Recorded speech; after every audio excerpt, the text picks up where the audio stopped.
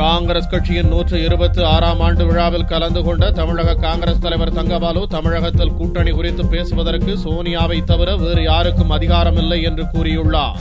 காங்கிரஸ் கட்சியின் 126ஆம் ஆண்டு விழா தமிழ்நாடு காங்கிரஸ் கமிட்டி சார்பில் சத்தியமூர்த்தி பவனில் நடைபெற்றது.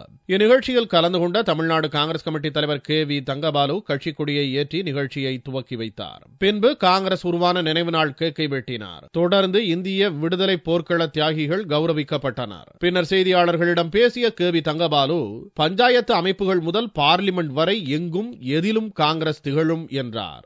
இந்தியா முழுமையும் இந்திய தேசிய காங்கிரஸ் பஞ்சாயத்து முதல் பாராளுமன்றம் வரை எங்கும் எதிலும் காங்கிரஸ் எனும் நிலை உருவாக்கிட தமிழக காங்கிரஸ் தலைவர்கள், தோழர்கள், நண்பர்கள், இளைஞர்கள், பெண்கள் அன்னை சோனியா காந்தி வழியில் ஒளிமயமான இந்தியாவை உருவாக்குவோம், உன்னதமான தமிழகத்தை படைப்போம்.